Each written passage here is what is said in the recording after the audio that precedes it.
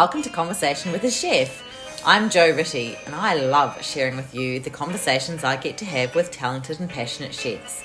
It's the backstory, if you will, to the food they're putting up. Today's chat is with David Dellai at Il Bacaro in the city. David and I have honestly been trying for weeks to sit down together for a chat, and all sorts of lockdowns and other things got in the way.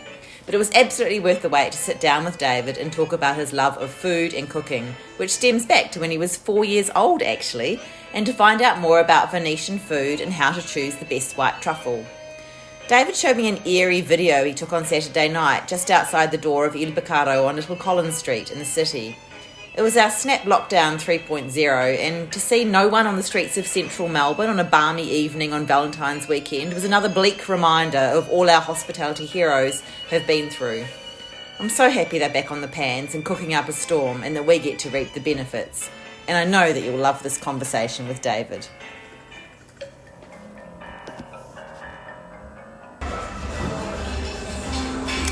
Hi David, lovely to finally meet you. It's been a long time like a coming. drink or... I've got some water, it's lovely, thank you. Coffee or anything? No, I think I'm alright, thank you.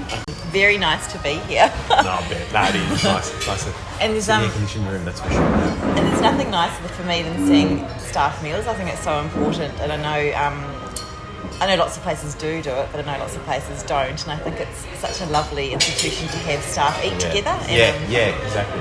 So we've always done that. It's so important. Like, it's just the one. Yeah, it's one time a day we all just sit together and just eat. It's true. We've always made a really important part of that day. Well, I think too.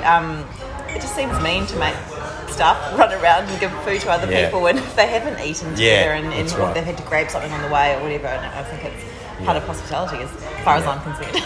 True.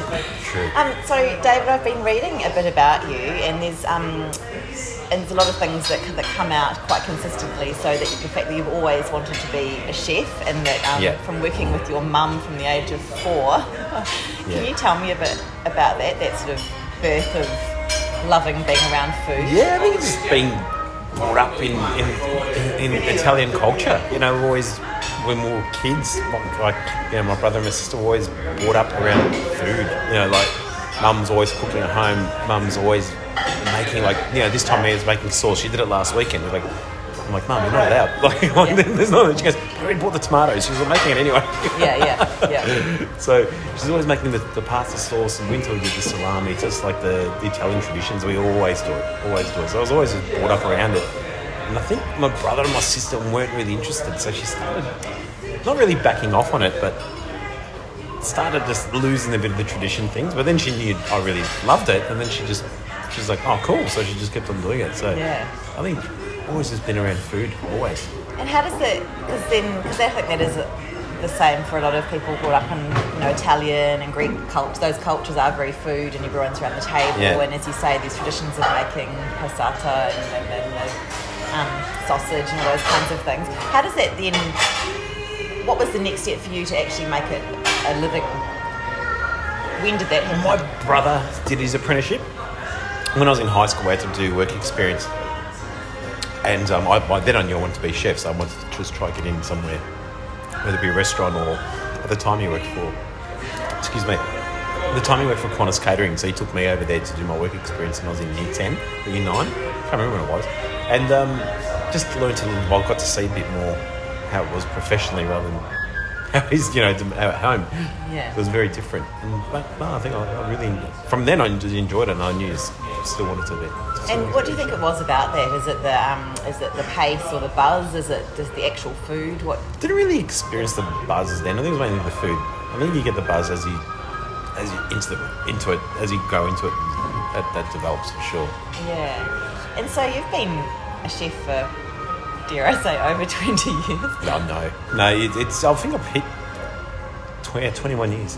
21 years now. Yeah, wow. It's a long time. I know. It's hard to show my age. Wow. No.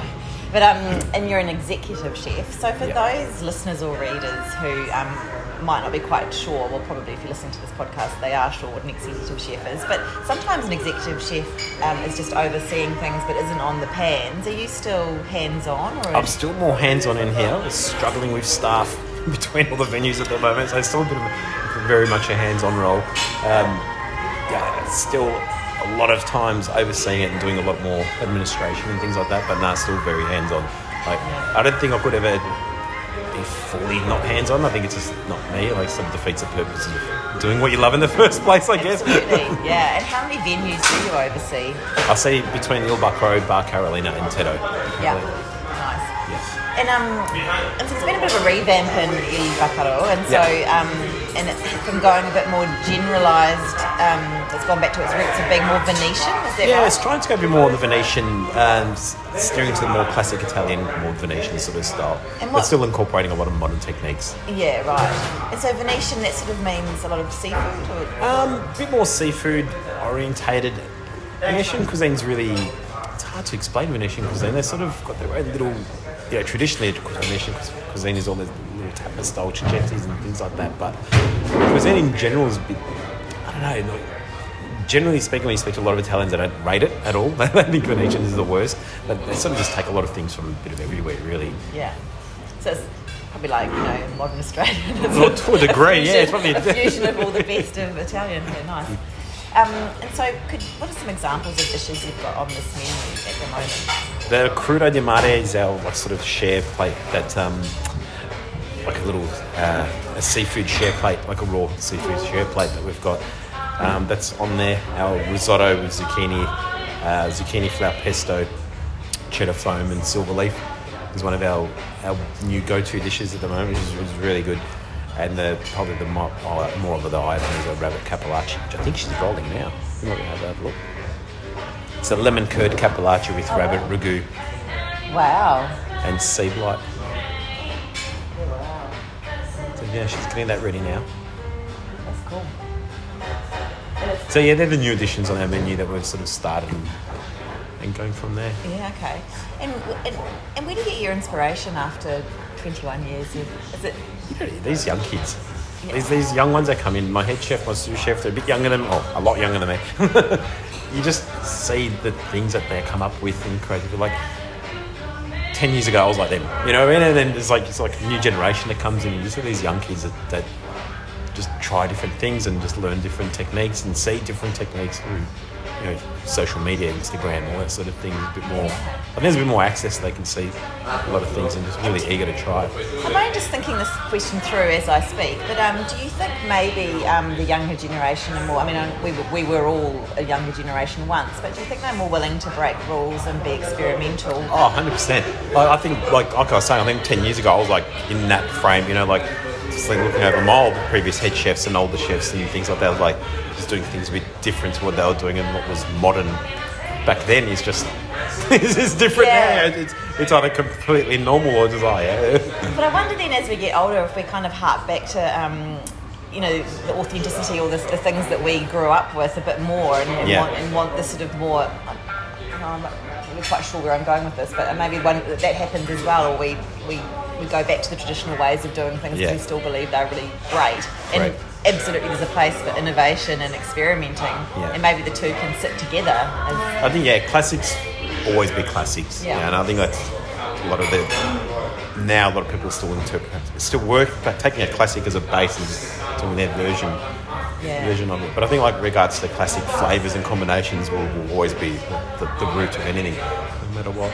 Yeah. And I was reading too that you like to go back to Italy as often as possible. If I can, At the moment it's a bit tricky, but and when you go, do you have specific places you want to go to, or is it specific foods, or like what's your itinerary when you? Don't really have one. We just sort of just wing it. The last couple of times I went, we winged it. And I remember with the old partner here, we went to get truffles, and usually that's the time we go. Like, Alba's always on there in the last stop. Get the truffles and we come back, but we sort of just wing it. Like, let's just go here, let's go here, let's go here. And that's it. It's the same, being a French teacher, I always tend to try and get to France, and I lived in the south of France for a year, and I think it's that kind of thing of just the markets and just how amazing it is to see just what ordinary people do with their produce. Yeah. And that was something I was going to ask you as well, is you're doing Venetian food but with Victorian produce. You're quite big on... Trying to stay as local as we possibly can. And can you do that for that style of food? Most of it, yes. The majority of it, yeah. Like obviously the fresh things like seafood and stuff is Victoria's got so much great things that we've got access to. But no, most of it we can. It's been pretty surprising how much we can actually. It's been good. That's good because I think, Victoria certainly at the moment, as much as we can help out the farmers and the suppliers. Yeah, exactly. I think it was a real eye. Last year was a real opener, just seeing how much everyone in the country's just struggled. You know what I mean? So it's like they just support each other as much as we can while we can. So. And going back to your truffles, because that I read that you hand pick them. What do you look for in a good? Is it a white truffle? White truffle. Yeah. What do you look for in a good white truffle? First thing you feel it. You say visually, it catches your eye. You know it. Then you feel it, the smell, the aroma. It's hard to explain, but you know when it's a good one. In a lot of so many, you really know it's a good one. Definitely.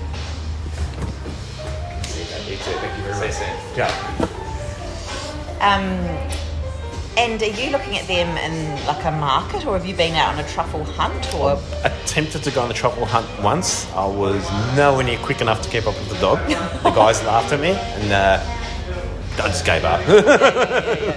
But they're really, really secretive actually, where they actually take you to get the truffles. Like, it was really good.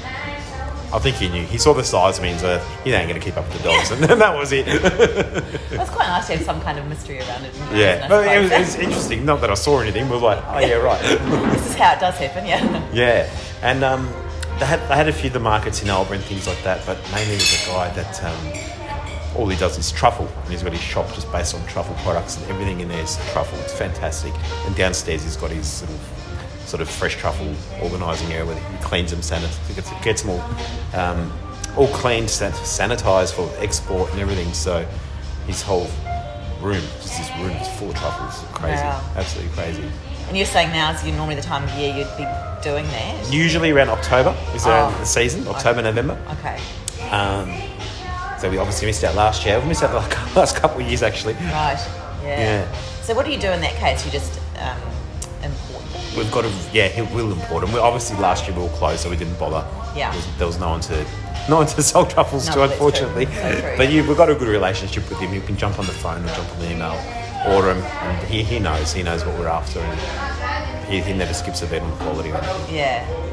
And apart from truffles then, because I was in one article you were extolling the virtues of some vinegars, and then another one you were cooking with stinging nettle, and that was your favourite ingredient. That was a long time ago. Yeah. I imagine that your favourite ingredient changes according to what you come across. So what is it at the moment? At the moment, good question.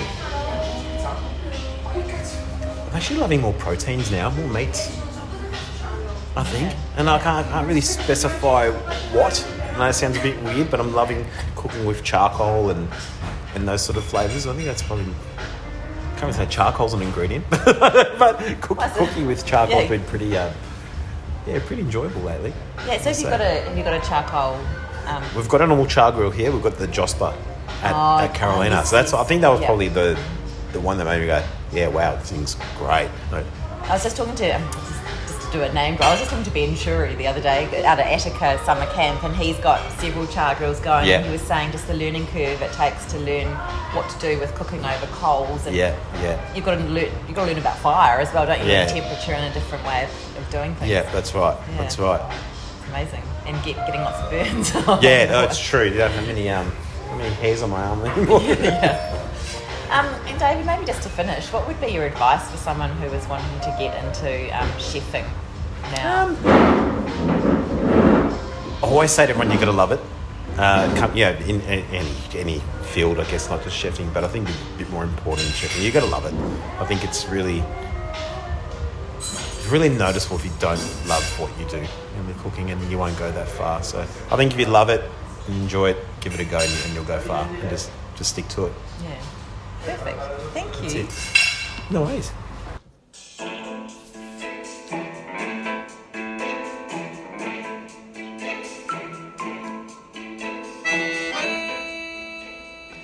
You've been listening to Conversation with a Chef.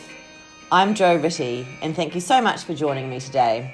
If you'd like to read the full transcript of the conversation, you can go to www.conversationwithachef.com, or follow me on Instagram so you'll always be up to date with the latest conversation.